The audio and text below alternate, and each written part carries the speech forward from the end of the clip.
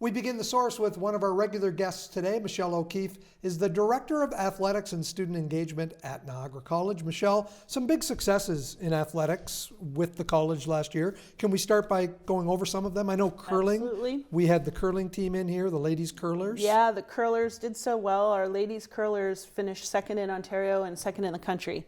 Our coach Bryant Carner has put a lot of effort into that, and we're excited with their results.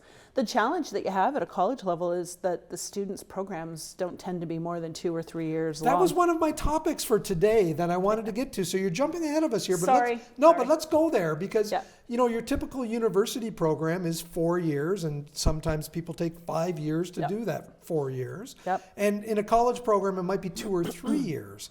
So is it hard to hold on to that athletic success? It is. It's hard to create the momentum.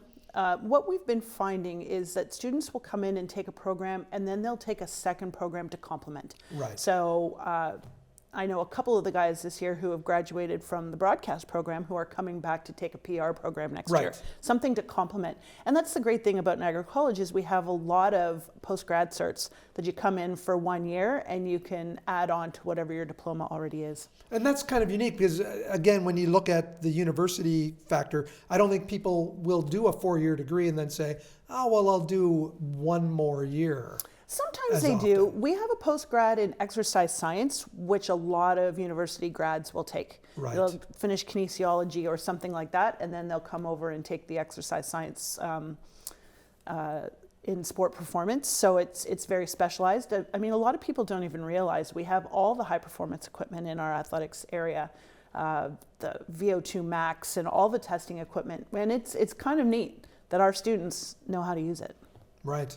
What other successes were there this year? I know there were some finalists and some people qualifying, some teams qualifying for OCAAs. Yeah, our women's soccer team won the bronze medal at OCAAs, which is the first time they've medaled. It's a growing program. Well, Rob Lalama is our coach, and he and his staff do a great job of recruiting and training their athletes. A lot of our student athletes from that team play club soccer in the summer and the off season, which complements quite nicely. And then we hosted women's basketball in our gym, which we didn't do very well, but at least we showed the community what great women's basketball can look like. You also hosted the OCAA golf. And we hosted OCAA golf, that's right. So far, long ago, back in September. Yes. So it was also a really good event. Are there any hosting opportunities for the coming school year? We're not going to host anything next year unless it develops. So the OCAA has changed their rules and taken away the championship tournament weekend for sports like basketball and volleyball. Right. They're going to do a Final Four. So the host will be whoever's in first place when the playoffs come around. So we are planning to be in first place. So maybe we will do some hosting. But as of right now, there are not a lot of opportunities to host or bid on. So once we have our intercollegiate coordinator, our long-serving intercollegiate coordinator, Ray Sarkis, is now retired. We've reformatted our office slightly, so we're creating 2 positions. We've hired one fellow, Jeff Benoit, who starts next week, and we're just going through the resumes for the second position, and we'll start to interview soon. But as soon as we have those 2 people on site or on board and they're comfortable, then maybe we'll start to look at CCAA championships and other hosting opportunities. Ray's head must be getting big then because it took 2 people to fill his shoes.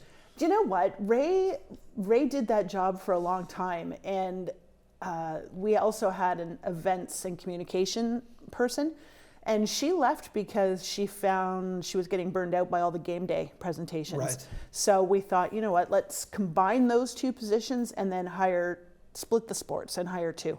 So we're hoping to be able to go a little bit deeper with those positions, host more events, maybe community events, high school events, club sports, collaborate with some of our other departments at school and see where we can go. You talk about community events, and you had one just earlier this month, a Girls' Day. How was that? You know what, Mike, it was fantastic. The weather was amazing. It was breezy, so of course it didn't get too hot. It was on June 3rd. It was just at the end of that hot spell we had. But I will say the breeze made my allergies go bananas, and that night I could barely lift my head.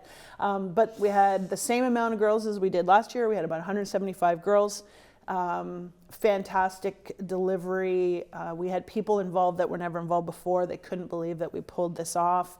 The smiles on the girls' faces are just unbelievable. And to be able to do that day with the support of Jumpstart, Medavie Health Foundation, Canadian Women in Sport, the Ontario government, all these supporters they see the value in what we're doing and trying to show young girls that, you know what, sports is fun. Come on out and play and learn how to play and be comfortable. And maybe some of those girls will end up being varsity athletes. Yeah, you never know. Maybe they'll play intramurals, and I know that's a big part of your job as well. Yeah, the recreational side. We just want people to know, especially girls, that being active is part of a healthy lifestyle.